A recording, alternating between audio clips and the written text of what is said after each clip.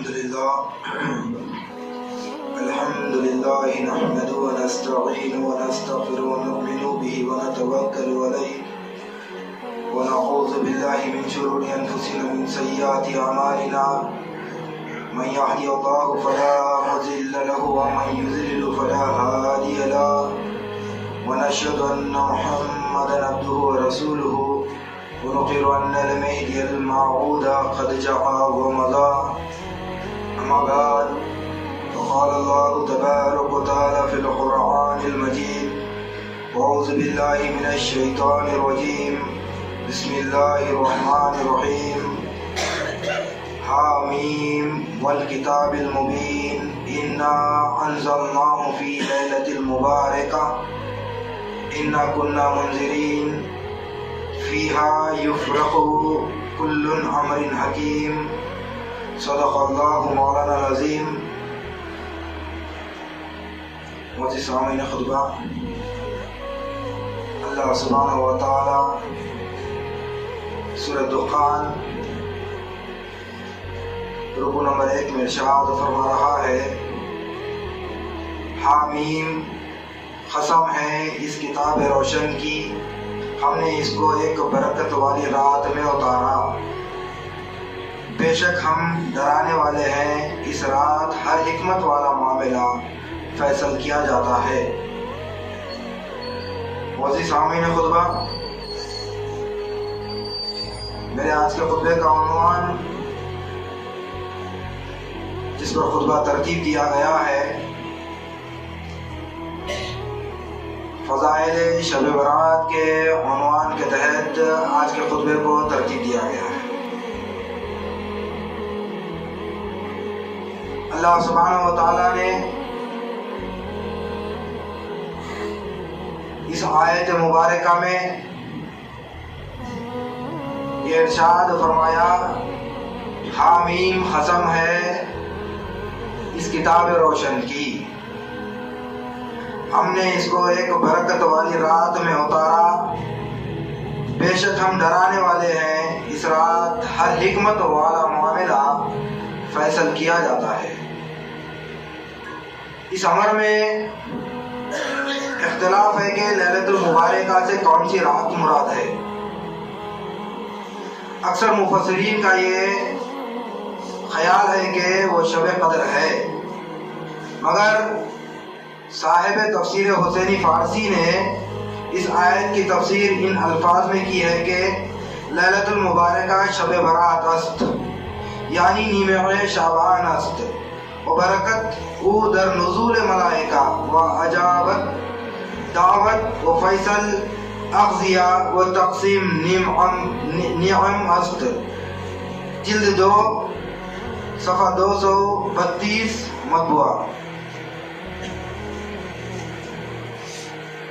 لیلۃ المبارکہ سے مراد 15ویں تاریخ شب برات ہے، اور وہ شب نصف شعبان ہے، یعنی 15ویں شعبان، اور رات میں ملائکہ کا نزول برکت کے ساتھ ہوتا ہے، اور اس رات میں دعائیں قبول ہوتی ہیں، اور اسی رات میں اغذیہ فیصل کیے جاتے ہیں اور نعمتیں تقسیم کی جاتی ہیں.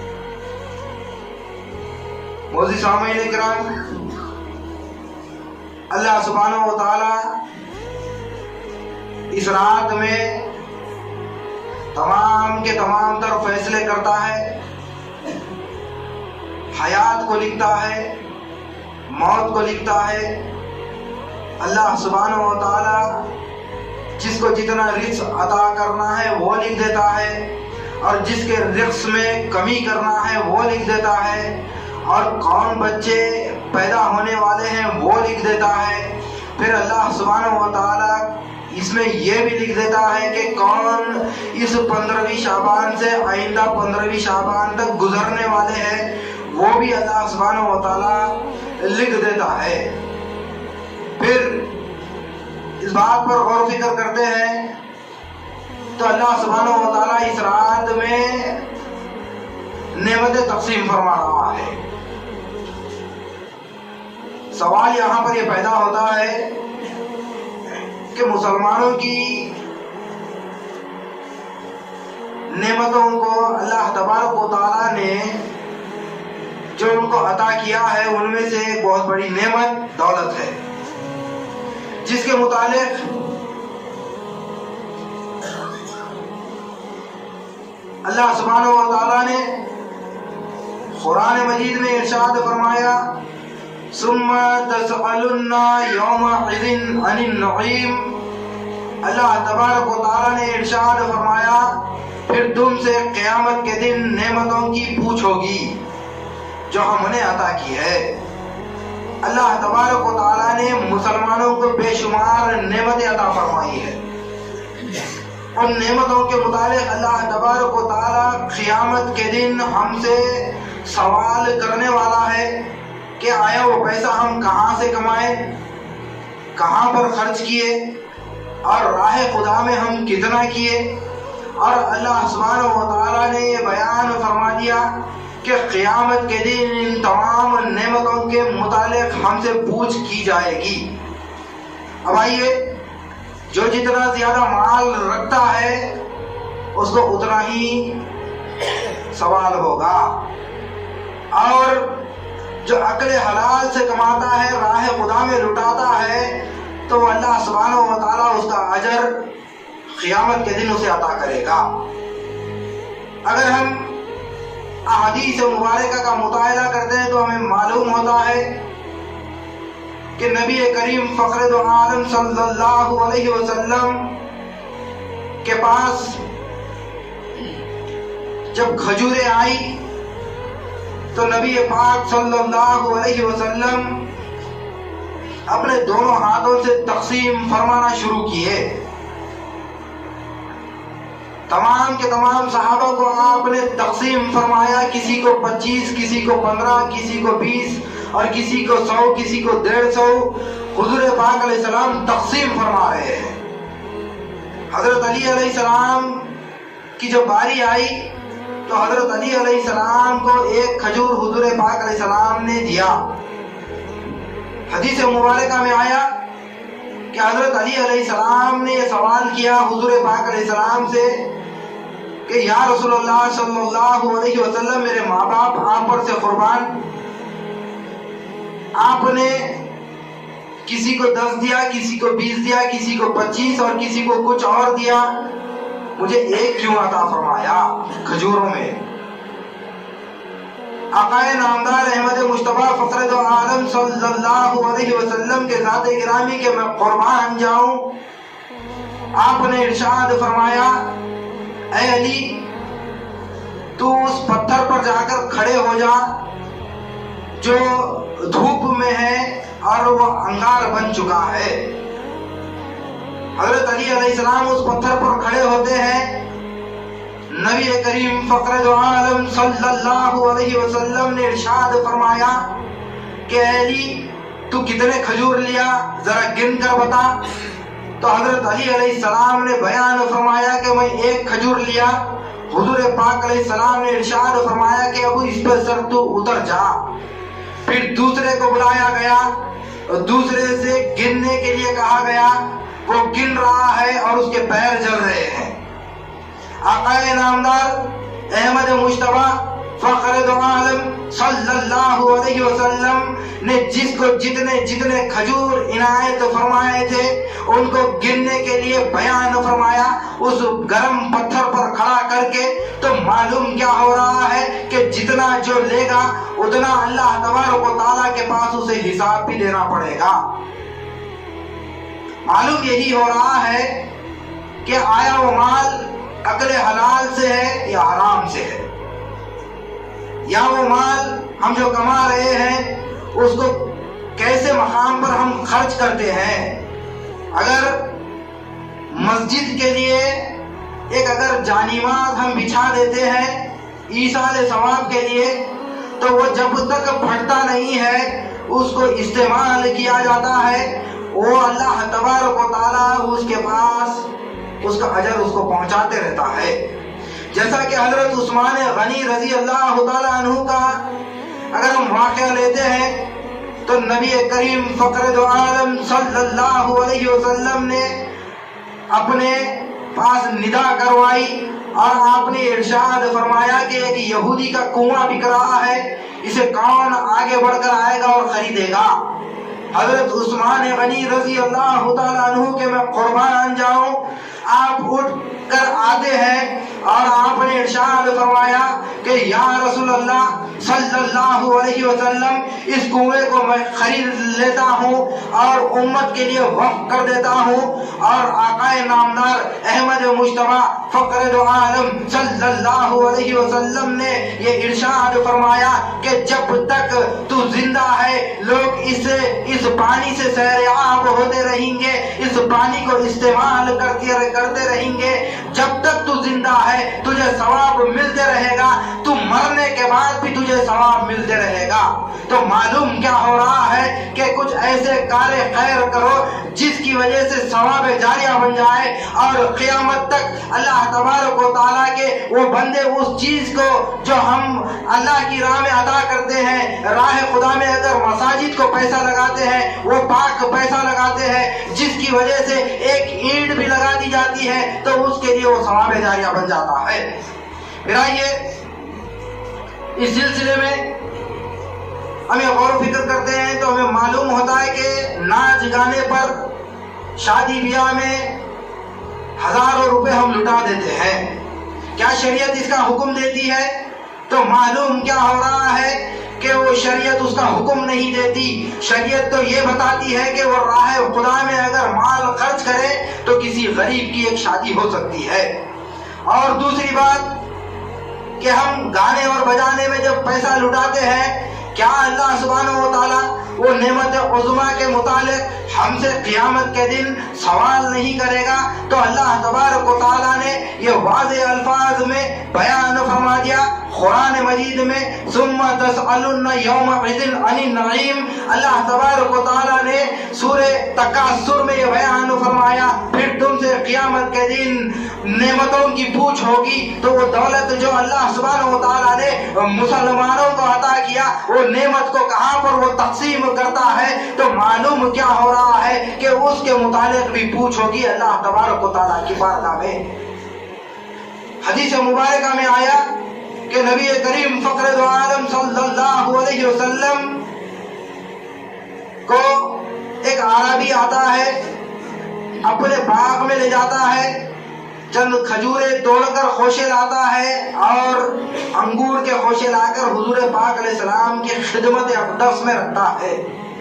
جلیل القدر صحابہ آپ کے ساتھ موجود ہیں اس باغ میں، حضور پاک علیہ السلام خود تناول فرماتے ہیں اور لوگوں کو بھی آپ تقسیم فرماتے ہیں اور کھانے کا آپ حکم صادر فرماتے ہیں۔ وہ تمام کے تمام وہ کھانے کے بعد حضرت عمر فاروق رضی اللہ تعالیٰ عنہ جلیل القدر صحابی ہے، حضور پاک علیہ السلام کے وہ اس باغ کے کنویں میں اترتے ہیں، ہاتھ میں پانی لیتے ہیں اور آپ نے ارشاد فرمایا کہ کتنا ٹھنڈا پانی ہے۔ ہاتھ میں لینے کے بعد آپ نے اس کی ٹھنڈک کو محسوس کیا۔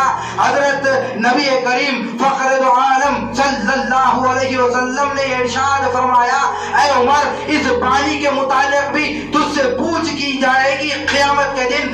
حضرت عمر فاروق رضی اللہ تعالیٰ عنہ کے ہاتھوں سے ہیبت کے مارے وہ پانی چھوٹ جاتا ہے۔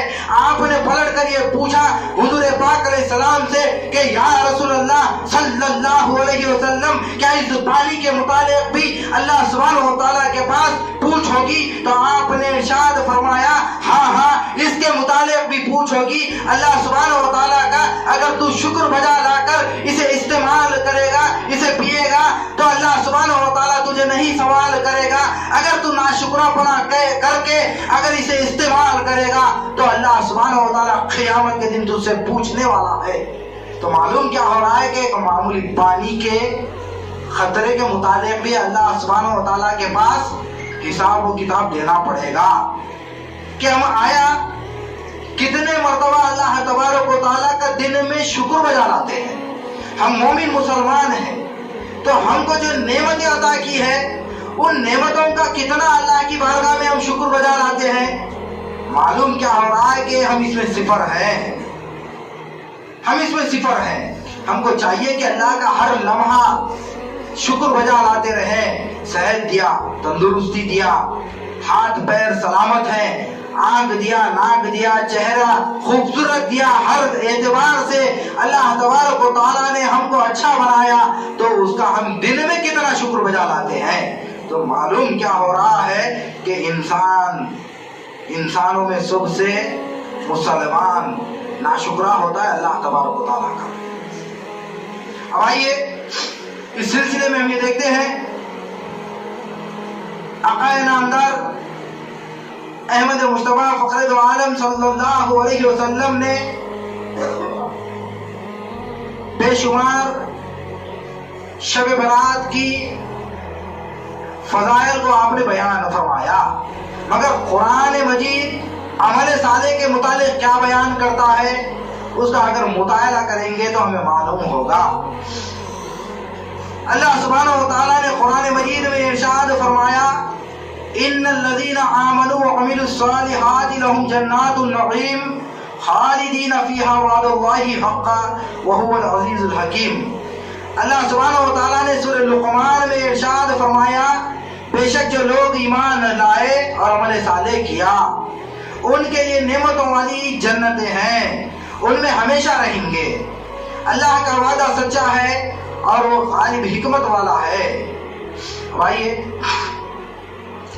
اس بات پر اگر غور و فکر کرتے ہیں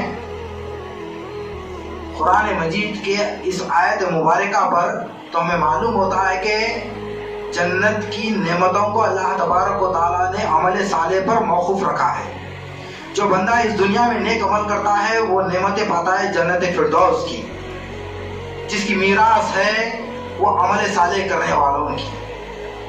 تو اللہ تبارک و تعالیٰ نے اس قرآن مجید میں کوئی چیز کو نہیں چھوڑا. قیامت تک کیا کیا ہونے والا ہے اس قرآن مجید میں اللہ سبحانہ و تعالیٰ نے بیان فرمایا. اب قرآن مجید کا مسلمان ہونے کے ناطے ہم کتنا حق ادا کر رہے ہیں, سوال یہ پیدا ہوتا ہے. تو ہمیں معلوم ہوتا ہے کہ ہم قرآن مجید کا حق ادا نہیں کر رہے ہیں. قرآن مجید کتاب خانوں کی زینت بنی ہوئی, قرآن مجید کو ہم صرف اور صرف رمضان المبارک میں کھول کر اس کا مطالعہ کرتے ہیں, وہ بھی ہم اس کو سمجھ نہیں سکتے. امامنا مہدی موعود علیہ السلام کا فرمان مبارک ہے, آپ نے ارشاد فرمایا فہمیدن قرآن نور ایمان کافی است. آپ نے ارشاد فرمایا کہ قرآن کو سمجھنے کے لیے نور ایمان کافی ہے. تو دل میں نور ایمان ہونا پڑے گا پہلے, اس کے بعد ہم قرآن کو سمجھ سکیں گے, اور ایمان کی حلاوت ہونا پڑے گا. ہمارے قلوب دنیا کی محبت میں ڈوب چکے ہیں, وہ دنیا کی محبت کو نکال کر اللہ کی محبت ہمارے دلوں میں اجاگر کرنے کی ضرورت ہے. پھر آئیے اس سلسلے میں ہم یہ دیکھتے ہیں کہ آقا نامدار احمد مصطفیٰ فخر دو عالم صلی اللہ علیہ وسلم نے کیا ارشاد فرمایا, یا فاطمہ لا تتکلی انکی ابنتی عملی عملی عملی. اے فاطمہ تو اس بھروسے میں مت رہ کہ تم محمد صلی اللہ علیہ وسلم کی بیٹی ہے, تو یہ گمان میں مت رہ, تیرا کام کیا ہے, عمل کیے جا عمل کیے جا عمل کیے جا.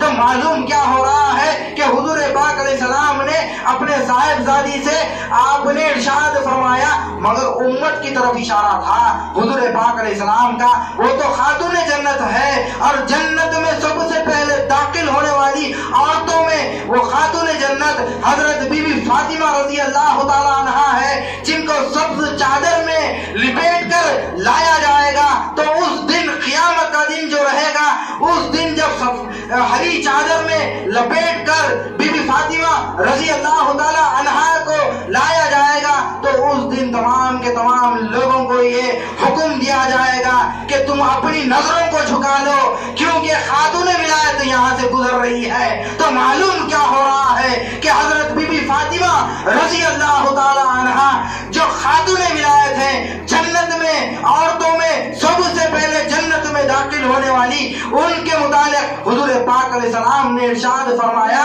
اے فاطمہ تیرا کام ہے عمل کرنا عمل کرنا عمل کرنا. امت کی طرف اشارہ دے رہے ہیں حضور پاک علیہ السلام. آپ بتا رہے ہیں امت کو تم عمل کر کے جاؤ اس دنیا سے. ان کو کوئی عمل کرنے کی ضرورت نہیں، وہ پہلے سے ہی باعمل تھے. ان کا اوڑھنا بچھونا قرآن مجید تھا. ان کا دامن رسول سے کبھی وہ جدائی ان کو منظور نہیں تھی. حضور پاک علیہ السلام کے دامن سے وہ چمٹے ہوئے رہتے تھے، کبھی بھی جدائی منظور نہیں تھی. وہ تو خاتون ولایت تھے. اب آئیے حضرت امامنا میرا سید محمد مہدی موعود علیہ السلام نے ارشاد فرمایا، نہ پسر احمد کو پوچھے گا، نہ پسر محمد کو پوچھے گا، عمل با محبت کو پوچھے گا. قیامت کے دن اللہ تبارک و تعالیٰ تم سے یہ سوال نہیں کرے گا کہ تم احمد یعنی محمد مصطفیٰ صلی اللہ علیہ وسلم کی اولاد ہے یا بیٹا ہے کہہ کر تم سے سوال نہیں کیا جائے گا. احمد یا محمد یعنی مہدی موعود علیہ السلام کی اولاد ہے یا بیٹا ہے کہہ کر تم سے سوال نہیں کیا جائے گا، بلکہ عمل با محبت کے متعلق سوال کیا جائے گا. حضرت امامنا مہدی موعود علیہ السلام کی یہ پاک تعلیم تھی.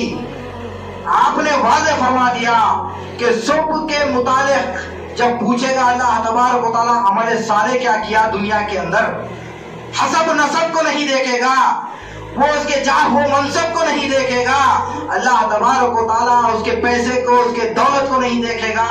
تو وہاں پر دیکھے گا تو کیا دیکھے گا؟ عمل صالح دیکھے گا کہ وہ کتنا دنیا میں عمل کر کے آیا، کتنے نمازیں پڑھا ہے، کتنے روزے رکھا ہے، کتنی رات کی عبادت کیا ہے، کتنی دن کی عبادت کیا ہے، کتنا وہ بکا کرتا تھا اللہ سبحانہ و تعالیٰ کی بارگاہ میں، وہ کتنا رو کر اپنے رب کو راضی کرتا تھا. اللہ سبحانہ و تعالیٰ ان تمام چیزوں کو پوچھنے والا ہے اور ان تمام چیزوں کو دیکھنے والا ہے. قیامت کے دن اللہ تبارک و تعالیٰ ایک ایک چیز کے متعلق ہم سے سوال کرنے والا ہے. پھر آئیے اس سلسلے میں ہم یہ دیکھتے ہیں، اگر احادیث مبارکہ کا مطالعہ کرتے ہیں تو ہمیں معلوم ہوتا ہے کہ یہ جو برات ہے یعنی کہ شب برات، اس میں اللہ تبارک و تعالیٰ نے کئی گنہگاروں کو اس رات بخشتا ہے. برات کے معنی دوزخ کی آگ سے رستگاری ہے، چھٹکارا ہے. اس رات میں کئی گنہگاروں کو اللہ سبحانہ و تعالیٰ بخشتا ہے. اب آئیے اس رات کی فضیلت کیا ہے. حدیث مبارکہ میں آیا، حضور پاک علیہ السلام نے ارشاد فرمایا، وقال علیہ السلام والذی بعثنا بالحق نبیا من صلوا علی فی هذه الليلة یاتی من الثواب النبیین والمرسلین والملائکہ والناس اجمعین. یہ قرۃ الواعظین کی روایت ہے، صفحہ 182 جلد 2 کی. آقائے نامدار احمد مصطفیٰ فخر دو عالم صلی اللہ علیہ وسلم نے ارشاد فرمایا، قسم ہے پروردگار کی جو مجھ پر اس رات یعنی کہ 15ویں شعبان، جو اب 5 دن باقی رہ گئے آنے کے لیے، حضور پاک علیہ السلام ارشاد فرماتے ہیں، قسم ہے پروردگار کی جو مجھ پر اس رات درود پڑے اس کو انبیاء، مرسلین اور ملائکہ کا ثواب دیا جاتا ہے. جو کثرت سے درود پڑھتا ہے اس رات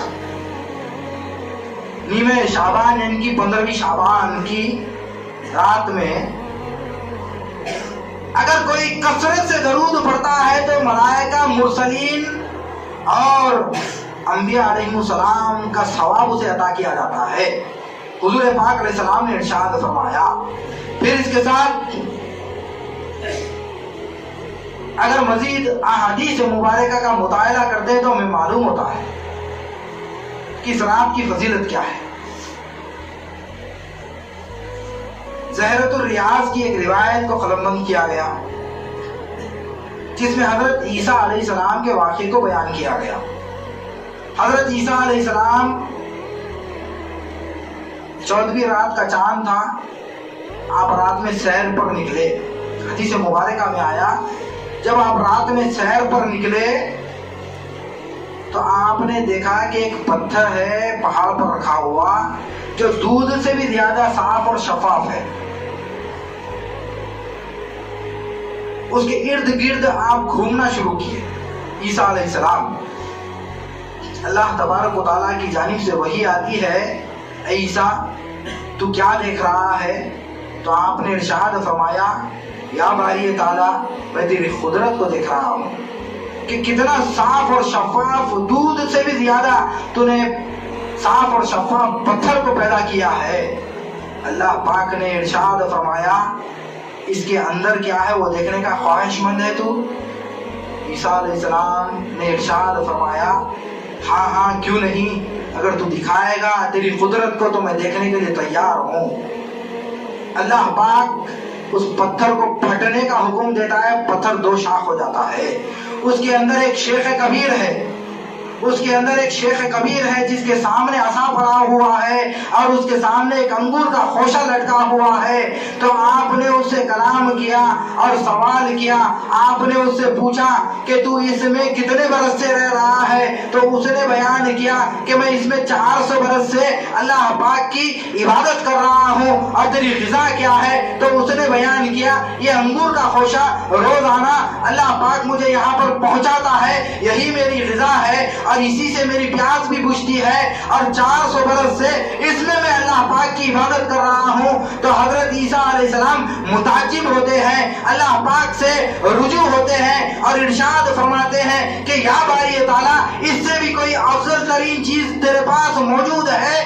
تو حضرت عیسیٰ علیہ السلام کو اللہ پاک نے یہ بیان فرمایا ہاں ہاں میرے پاس ایک چیز موجود ہے جو امت محمدیہ کے لیے میں مخصوص کر کے رکھا ہوں، وہ 15ویں شعبان کی شب ہے، جو اس میں نماز پڑھے گا، جو اس میں درود بھیجے گا، تو میرے محبوب صلی اللہ علیہ وسلم پر جب اس میں درود بھیجے گا، اس میں نماز پڑھے گا، دن کا روزہ رکھے گا، تو اس کو اس 400 سالہ عبادت سے زیادہ اس کو افضل ترین ثواب عطا کیا جائے گا۔ تو معلوم کیا ہو رہا ہے کہ حضرت عیسیٰ علیہ السلام نے اللہ تبارک و تعالیٰ سے یہ دعا کی لیتنی کنتی یا امت محمدیہ رسول اللہ صلی اللہ علیہ وسلم، حضور پاک علیہ السلام کی امت میں مجھے شامل کر لے یا باری تعالیٰ۔ آپ نے عیسیٰ علیہ السلام نے دعا فرمائی، عیسیٰ ابن مریم دعا کر رہے ہیں کہ امت محمدیہ میں ہمیں شامل فرما لے تاکہ یہ رات ہم پائیں اور اس کا ثواب اٹھا لیں۔ تو آج ہم امت محمدیہ ہیں، یہ اللہ کا بڑا احسان عظیم ہے ہم پر کہ ہم کو امت مسلمہ میں پیدا کرا اور امت مہدویہ میں پیدا کرا، امت محمدیہ میں پیدا کرا۔ ہم نام لیوا ہیں حضور پاک علیہ السلام کے، ہم ان کے سلسلے سے جڑے ہوئے ہیں جو حضور پاک علیہ السلام کا سلسلہ ہے، ہم ان کے دامن سے جڑے ہوئے ہیں جو حضور پاک علیہ السلام کا دامن ہے، ہم ان کے دامن سے چپٹے ہوئے ہیں۔ تو معلوم کیا ہو رہا ہے کہ عیسیٰ نبی اللہ پاک سے دعا کر رہے ہیں کہ مجھے بھی امت محمدیہ میں شامل کر لے۔ اللہ پاک نے آپ کی دعا کو قبولیت کا جامہ عطا فرمایا، آسمانوں میں زندہ اٹھا لیا۔ قیامت کے قریب جب آئیں گے تو معلوم کیا ہو رہا ہے کہ امتی بن کر آئیں گے۔ دعا کو قبول فرما لیا اللہ پاک نے، امتی بن کر آئیں گے حضرت عیسیٰ علیہ السلام۔ تو وہ رات جو شب ہے جس میں ہم 15ویں شعبان میں رات میں عبادت کرتے ہیں، دن میں روزہ رکھتے ہیں، اس کی افضلیت 400 سالہ عبادت سے بھی زیادہ ہے۔ اب آئیے آقا نامدار احمد مجتبیٰ فخر دو عالم صلی اللہ علیہ وسلم اس رات کے متعلق کیا ارشاد فرمائے ہیں، اس کے فضائل کیا ہیں۔ حدیث مبارکہ میں آیا عن ابی موسیٰ عن علی ابن ابی طالب قال قال رسول اللہ صلی اللہ علیہ وسلم اذا كانت ليلة النصف من شعبان فقوموا ليلها وصوموا نهارها فإن الله ينزل فيها لغروب الشمس إلى السماء الدنيا فيقول ألا من مستغفر لي فأغفر له، ألا مسترزق فأرزق، ألا مبتلعا فعافية، ألا كذا حتى يطلع الفجر۔ یہ ابن ماجہ جلد 1 صفحہ 688 مطبوع۔ حضرت علی ابن ابی طالب رضی اللہ تعالیٰ عنہ ارشاد فرماتے ہیں کہ نبی پاک صلی اللہ علیہ وسلم نے فرمایا جب شعبان کے مہینے کی نصف رات یعنی کہ 15ویں شعبان 15 شعبان کو عبادت کرو اور اس کے دوسرے دن روزہ رکھو، اس لیے کہ اللہ سبحانہ و تعالیٰ خاص شان کے ساتھ آسمانی دنیا پر نزول کرتا ہے۔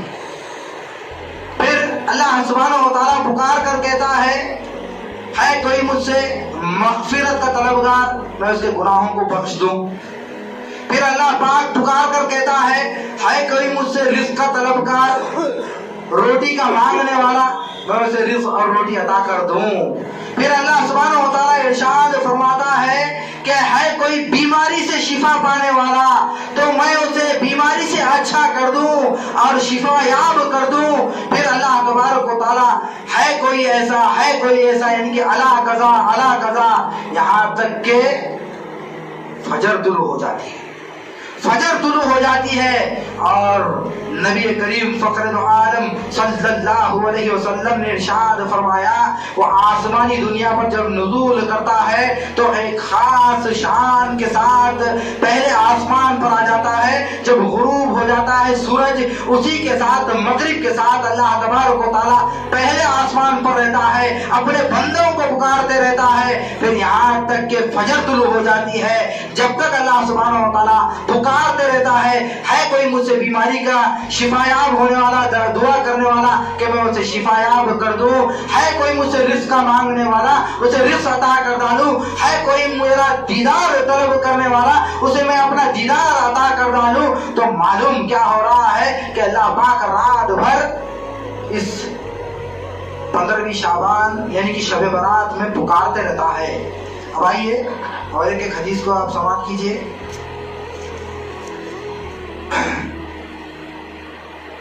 اللہ پاک صرف اور صرف 15 شعبان یعنی کہ شب برات کو ہی پہلے آسمان پہ نہیں آتا، شب قدر کو ہی پہلے آسمان پہ نہیں آتا، شب معراج کو پہلے آسمان پہ ہی نہیں آتا، بلکہ حضرت ابو ہریرہ رضی اللہ تعالیٰ عنہ ارشاد فرماتے ہیں کہ اللہ پاک ہر رات آتا ہے آسمانی دنیا پر، ہر رات، سال کے 12 مہینے اللہ پاک پہلے آسمان پر رات کے حصے میں آتا ہے۔ اب آئیے حدیث مبارکہ کے الفاظ کو آپ سماعت کیجیے۔ ان ابی ہریرہ رضی اللہ تعالیٰ عنہ ان رسول اللہ صلی اللہ علیہ وسلم قال ينزل ربنا عز وجل كل ليلة إلى السماء الدنيا حين يبقى ثلث الليل الآخر فيقول من يدعوني فاستجيبوا له، من يسألوني فأعطيه، من يستغفر لي فأغفر له۔ ابو داؤد میں آیا حدیث مبارکہ میں جلد 1 صفحہ 490 میں حضرت ابو ہریرہ رضی اللہ تعالیٰ عنہ ارشاد فرماتے ہیں کہ نبی کریم فخر عالم صلی اللہ علیہ وسلم نے ہم سے ارشاد فرمایا پروردگار ہر رات آدھی رات کے بعد آسمانی دنیا پر نزول کرتا ہے، جو بندے سوتے ہیں وہ کھوتے ہیں، جو جاگتے ہیں وہ پاتے ہیں۔ تو اللہ پاک اس رات ہر رات آسمانی دنیا پر ایک خاص شان کے ساتھ نزول کرتا ہے اور رات بھر پکارتے رہتا ہے اپنے بندوں کو، ہے کوئی بیماری کا شفا طلب کرنے والا میں اسے اچھا کر دوں، ہے کوئی مجھ سے رزق کا طلبگار میں اسے رزق عطا کر دوں۔ اللہ پاک رات بھر اپنے بندوں کو پکارتے رہتا ہے مگر بندے اس کے بستر کو تھامے ہوئے، بستر کو پکڑے ہوئے آرام کرتے رہتے ہیں۔ تو معلوم کیا ہو رہا ہے کہ شب برات کو، شب قدر کو، شب معراج کو نہیں آتا، بلکہ اللہ پاک ہر رات آسمانی دنیا پر نزول کرتا ہے۔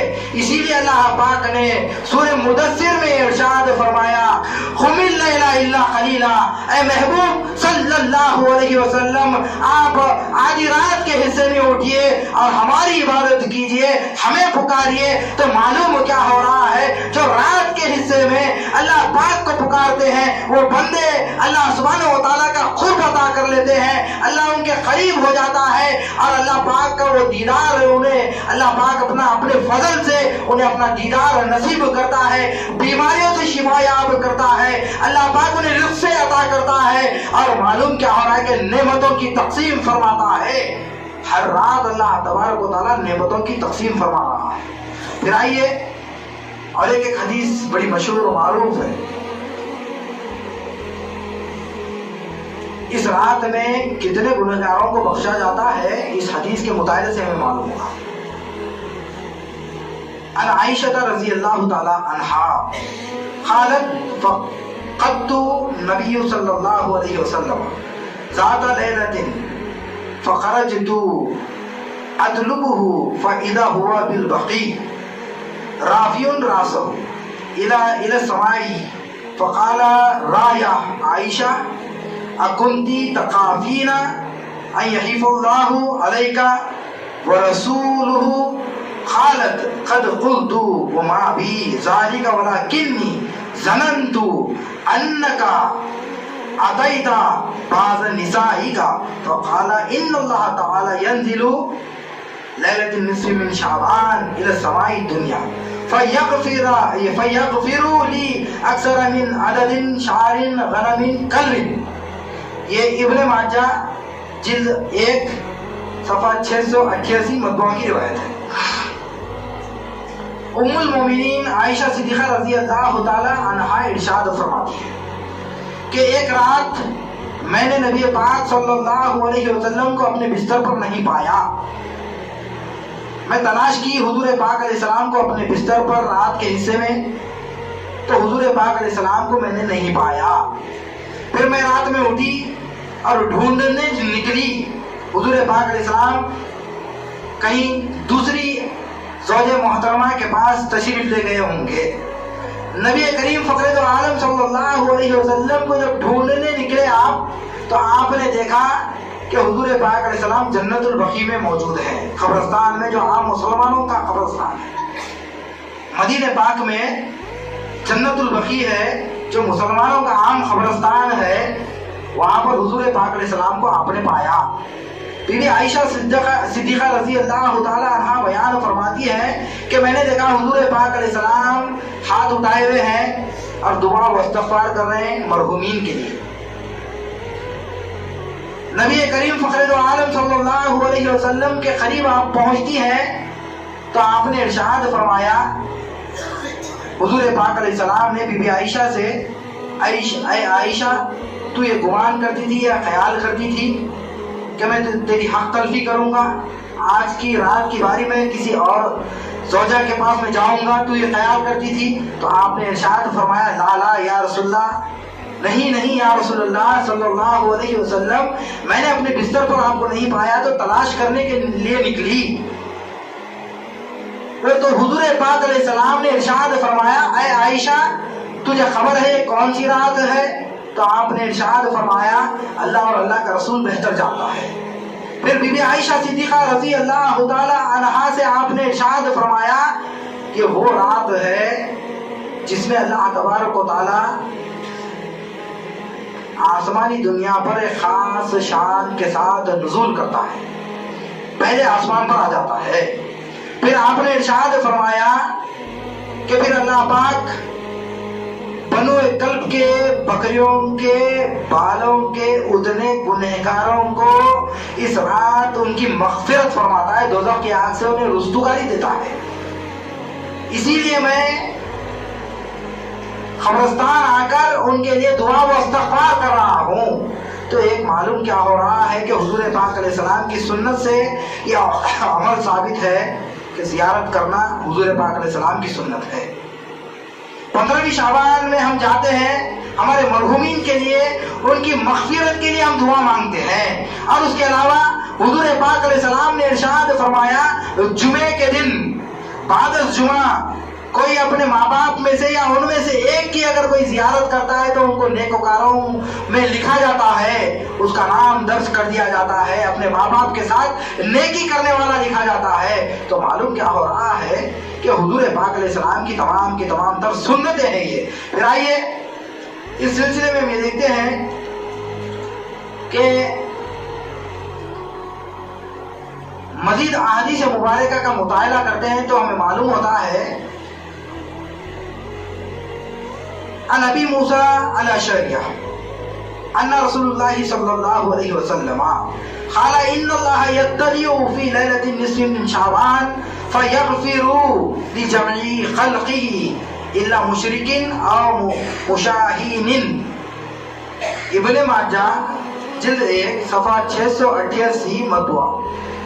ابو موسیٰ اشعری رضی اللہ تعالیٰ عنہ ارشاد فرماتے ہیں کہ نبی پاک صلی اللہ علیہ وسلم نے فرمایا بے شک اللہ تعالیٰ برآمد ہوتا ہے، یعنی کہ آسمانی دنیا پر ایک خاص شان کے ساتھ نزول کرتا ہے. پھر آپ نے ارشاد فرمایا شعبان کی 15ویں رات کو اپنے سارے بندوں کو بخش دیتا ہے، گنہگاروں کو، سارے کے سارے گنہگاروں کو بخش دیتا ہے، مگر مشرک کو جو خدا کی راہ میں شریک کرتا ہے کسی کو اس کی عبادت میں، اس کو نہیں معاف فرماتا اللہ تبارک و تعالیٰ. پھر آپ نے ارشاد فرمایا حضور پاک علیہ السلام نے اور اس کو جو بغض رکھے مسلمان بھائی سے، اپنے دل میں عداوت رکھے، کینہ رکھے، اس کو بھی اللہ پاک اس رات معاف نہیں فرماتا.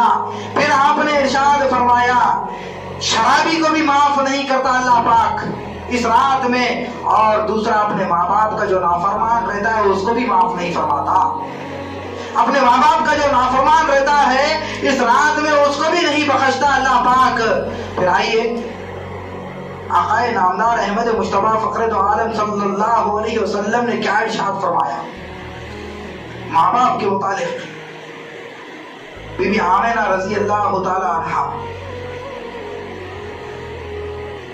آقا نامدار احمد مجتبیٰ فخر دو عالم صلی اللہ علیہ وسلم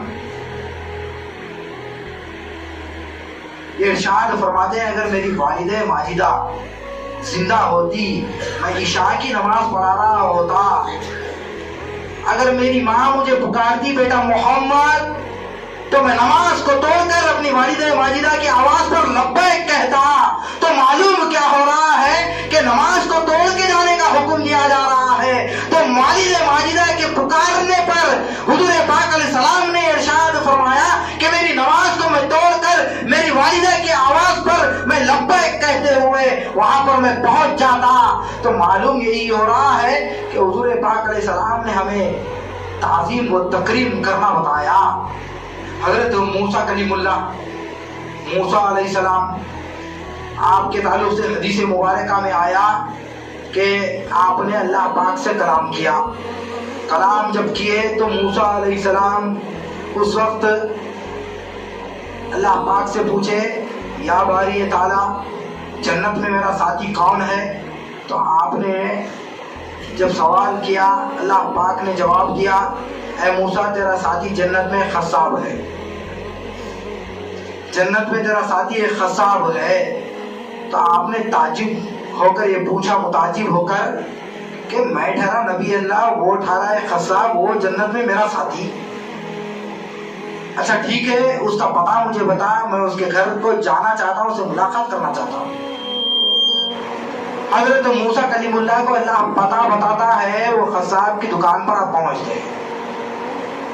ایک درخت کی آڑ میں کھڑے ہو کر آپ دیکھتے ہیں کہ وہ گوشت کو کاٹتا ہے، گوشت بیچتا ہے، تھوڑا گوشت بچتا ہے، ایک بوریے میں ڈالتا ہے، اپنے کھاندے پر لاتا ہے، اس کے بعد گھر کو آتا ہے. اس کا پیچھا کرتے ہوئے حضرت موسیٰ کلیم اللہ پہنچتے ہیں. جب گھر کے پاس پہنچتے ہیں تو وہاں اندر وہ گھر کا دروازہ کھول کر اندر داخل ہوتا ہے تو ایک ضعیفہ لیٹی ہوئی رہتی ہے، ایک ضعیف عورت لیٹی ہوئی رہتی ہے بستر پر. وہ جاتا ہے، پہلے موسیٰ کلیم اللہ پورا واقعہ دیکھ رہے ہیں، اندر جاتا ہے، برتن نکالتا ہے، گوشت ڈالتا ہے، دھوتا ہے اور اس کا سالن بناتا ہے، کھانا تیار کرتا ہے. وہ ضعیفہ کو اٹھاتا ہے، کھانا کھلاتا ہے، منہ پوچھتا ہے پانی پلا کر، پھر سلا دیتا ہے. وہ لیٹتے لیٹتے دعا دیتی ہے بیٹا تیرا حشر اللہ تبارک و تعالی جنت میں موسیٰ کے ساتھ کرے. تو وہ خصاب یہ کہتا ہے اگر اماں تو روزانہ مجھے دعا دیتی ہے کہ تیرا حشر جنت میں موسیٰ کے ساتھ کرے، میں ٹھہرا خصاب، وہ ٹھہرے نبی اللہ، میرا ان کا کیا تال میل ہے؟ حضرت موسیٰ کلیم اللہ اس تمام معاملے کو دیکھ رہے تھے. دیکھ کر آپ نے اجازت لے کر اندر آپ داخل ہوئے تو انہوں نے کہا کہ یہ میری والدہ ہے. سوال جب کرے آپ کہ یہ کون ہے ضعیفہ، تو اس نے کہا کہ یہ میری والدہ ہے، روزانہ مجھے دعا دیتی ہے کہ جنت میں تیرا حشر موسیٰ کے ساتھ کرے اللہ. تو موسیٰ علیہ السلام نے ارشاد فرمایا اللہ پاک نے تیری دعا کو قبول کر لیا ہے کہ میں موسیٰ کھڑا ہوا ہوں تیرے سامنے اور جنت کا ساتھی تو میرے پاس ہے. تو معلوم کیا ہو رہا ہے کہ ایک والدہ کی جو دعا ہوتی ہے وہ ایسی دعا ہوتی ہے کہ اللہ پاک کے 70,000 نورانی پردوں کو وہ چیرتے ہوئے جاتی ہے اور اللہ پاک کے پاس وہ ٹکراتی ہے تو اللہ سبحانہ و تعالیٰ اور اس کی ماں کی دعاؤں کو قبولیت کا جامع عطا فرماتا ہے. تو معلوم کیا ہو رہا ہے کہ حضرت نبی کریم فخر دو عالم صلی اللہ علیہ وسلم نے جب جنت میں جب آپ گئے تو وہاں پر حضور پاک علیہ السلام نے دیکھا کہ جنت کی سیر کر رہے ہیں. معراج میں جب گئے جنت کی سیر ہو رہی ہے تو وہاں پر قرآن کی تلاوت کی آپ نے آواز کو سماعت کیا تو حضور پاک علیہ السلام نے جبرائیل سے پوچھا اے جبرائیل یہاں پر اس جنت میں کون قرآن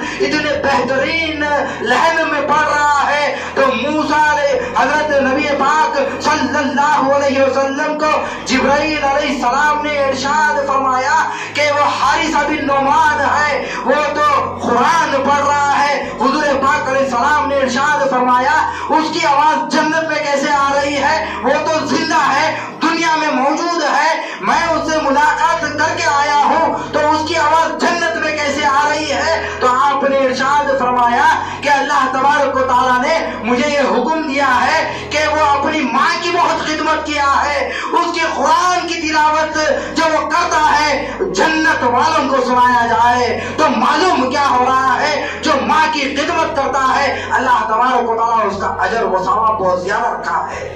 موسیٰ علیہ السلام کا ساتھی جنت میں قصاب حضور پاک علیہ السلام نے حارثہ بن نعمان کی آواز کو قرآن جو آپ تلاوت کر رہے ہیں دنیا میں جنت میں آپ نے اس کی آواز کو سنا ہے.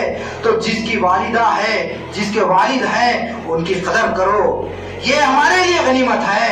ان کی جتنی ہم خدمت کریں یہ ہمارے لیے غنیمت ہے کیونکہ وہ جو دعائیں وہ لوگ ہم کو دیتے ہیں وہ دعائیں اللہ تبارک و تعالیٰ کے 70,000 نورانی پردوں کو چیرتے ہوئے جاتی ہیں، جا کر ٹکراتی ہیں، وہ دعائیں قبول ہوتی ہیں. اور ماں کے قدموں تلے جنت ہے، باپ جنت کے دروازوں میں سے بیچ کا دروازہ ہے اور ایک باپ وہ ہوتا ہے جو روحانی باپ ہوتا ہے، وہ تمہارا مرشد ہے تو اس کی بھی اطاعت کرنا ہم پر واجب اور ضروری ہے. تو معلوم کیا ہو رہا ہے ہم کو یہ پہنچانے والے ہیں، جنت کا راستہ بتانے والے ہیں، جنت کا ایک تو دروازہ ہے، جنت کا ایک تو روحانی باپ ہے، ایک تو ادھر جنت ماں کے قدموں تلے ہے. تو معلوم یہی ہو رہا ہے کہ ان جنت کو ٹھکرانا نہیں چاہیے، ان کی دعا لے کر ہم جنت کے حقدار بننا ہے. ویسے تو ایک مہدوی مومن ہونے کے ناطے ہمیں جنت سے کوئی سروکار نہیں ہے، جنت کے ہم طالب نہیں ہے، جنت والے کے طالب ہے جس نے جنت کو پیدا کیا ہے. جنت والا ہمارا ہو گیا تو جنت کس کی ہوئی، دنیا کس کی ہوئی؟ تو معلوم کیا ہو رہا ہے کہ جنت والا ہمارا ہے، کائنات بھی ہماری ہے، جنت بھی ہماری ہے. تو اسی لیے ہم جنت والے کو پکڑ لیے ہیں بحیثیت مہدوی. پھر آئیے اس سلسلے میں اور ایک روایت کو سماعت کیجیے، اس کے بعد میں اپنے خطبے کو ختم کروں گا. ابن عمر رضی اللہ تعالیٰ ارشاد فرماتے ہیں 5 راتوں میں دعا کو رد نہیں کیا جاتا. 5 راتوں میں ایک جمعے کی رات اس میں جو دعا کرتا ہے اللہ تبارک و تعالیٰ اس کی دعا کو قبولیت کا جامع عطا فرماتا ہے. پھر آپ نے ارشاد فرمایا رجب کی پہلی رات، رجب کا جو مہینہ شروع ہوتا ہے چاند دکھنے کے بعد پہلی رات، اس میں بھی دعاؤں کو قبول کیا جاتا ہے. پھر آپ نے ارشاد فرمایا شب برات کی دعا، یعنی کہ اس رات میں نماز پڑھنا شب برات میں، اور دن میں روزہ رکھنا، رات میں دعا کرنا اللہ کی بارگاہ میں اور نماز پڑھنا. اس میں بھی دعا کو رد نہیں کیا جاتا، لوٹایا نہیں جاتا، بلکہ اس کی دعاؤں کو قبول کیا جاتا ہے۔ پھر حضور پاک علیہ السلام نے ارشاد فرمایا، اور عیدین کی دو راتیں آپ نے ارشاد فرمایا، عید الفطر اور عید الاضحیٰ، ان دونوں راتوں میں اللہ تبارک و تعالیٰ اس کے بندوں کے دعاؤں کو قبولیت کا جامع عطا فرماتا ہے۔ دعاؤں کو رد نہیں کرتا بلکہ دعاؤں کو قبول کرتا ہے، اس کے مرادوں کو پورا کرتا ہے اللہ پاک۔ پھر یہاں پر دیکھیے حضرت سیدنا عبد القادر جیلانی رضی اللہ تعالیٰ عنہ بیان فرماتے ہیں، آپ نے ارشاد فرمایا غنیت الطالبین میں صفحہ 329 میں آپ نے ارشاد فرمایا، شعبان 5 حروف کا مجموعہ ہے۔ کیا ہے؟ 5 حروف کا مجموعہ، شین عین با الف نون، شعبان ہوتا ہے۔ آپ نے ارشاد فرمایا اللہ تعالیٰ نے اس کے شین میں شرف رکھا ہے، شفقت رکھی ہے، محبت کو رکھا ہے۔ پھر آپ نے ارشاد فرمایا اس کے عین میں الف، عظمت، بلندی کو رکھا ہے، کامیابی اور ترقی ہے۔ اس میں جو رات میں عبادت کرتا ہے اس کے لیے کامیابی اور ترقی ہے۔ پھر آپ نے ارشاد فرمایا اس کے با میں بر یعنی نیکی رکھی گئی ہے، اس کے با میں، شعبان کی با میں نیکی کو رکھا گیا ہے۔ پھر آپ نے ارشاد فرمایا اس کے الف میں الفت و عظمت کو رکھا گیا ہے۔ پھر آپ نے ارشاد فرمایا اس کے نون میں اللہ پاک نے اپنے نور کو رکھا ہے۔ اس رات میں اپنے نور سے ساری دنیا کو روشن اور منور کرتا ہے اللہ پاک۔ شب برات میں ساری دنیا روشن اور منور ہو جاتی ہے، ایک خاص شان کے ساتھ آسمانی دنیا کی طرف اللہ پاک نزول کر رہا ہے تو اپنا نور تمام دنیا پر پھیلا دیتا ہے، اور پھر اللہ پاک اس کے دعاؤں کو قبولیت کا جامع عطا فرماتا ہے، اور رحمت و رافت کے فرشتے پورے کے پورے آسمان سے اتر پڑتے ہیں اور ملائکہ نعمتوں کی تقسیم فرماتے ہیں۔ تو معلوم کیا ہو رہا ہے کہ ان نعمتوں کو لینے والے وہ بندے ہیں جو دن میں روزہ رکھتے ہیں، رات میں اللہ کی عبادت کرتے ہیں، اور اللہ تبارک و تعالیٰ کا خوف اپنے دلوں میں رکھتے ہیں، اللہ کا ڈر رکھتے ہیں، اللہ کا ذکر اور فکر کرتے ہیں، رات میں نماز پڑھتے ہیں شب برات میں، اور اس کے ساتھ ساتھ دعا و استغفار کرتے ہیں، حضور پاک علیہ السلام پر، مہدی علیہ السلام پر درود و سلام جو بھیجتے ہیں، تو ان کے لیے ملائکہ کا اور انبیاء علیہ السلام کا اور مرسلین کا انہیں ثواب دیا جا رہا ہے،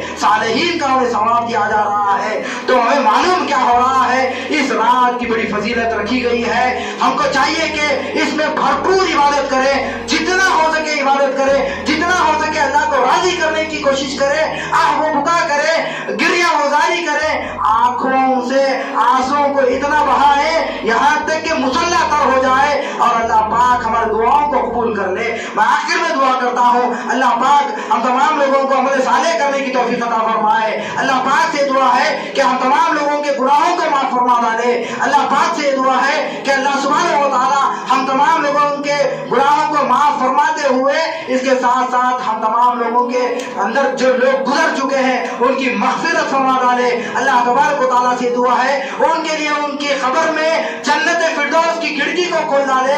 اللہ پاک سے دعا ہے ان کی قبر کو کشادہ کر ڈالے۔ اللہ تبارک و تعالیٰ سے دعا ہے انہیں جنت فردوس کی نعمتوں سے سرفراز فرمائے، اپنی جوائے رحمت میں انہیں جگہ عطا فرمائے۔ اللہ پاک سے دعا ہے کہ ہم تمام لوگوں کو اس دار دنیا میں اور آخرت میں اپنے دیدار سے مشرف فرمائے، ہماری آنے والی نسلوں کو تا قیامت تک مہنویت پر دائم و قائم رکھے، ایمان پر زندہ رکھے، ایمان پر خاتمہ بالخیر کرے۔ اور اللہ پاک سے دعا ہے کہ اللہ سبحانہ و تعالی ہم تمام لوگوں کو اللہ سبحانہ و تعالی ہر بیماری سے دور رکھے۔ اللہ پاک سے دعا ہے کہ اللہ سبحانہ و تعالی ہم تمام لوگوں کی محافظت فرمائے ہر بلایات و آفات سے۔ اللہ سبحانہ و تعالی سے دعا ہے کہ اللہ سبحانہ و تعالی ایمان پہ زندہ رکھتے ہوئے ایمان پر ہمارا خاتمہ بالخیر کرے۔ وآخر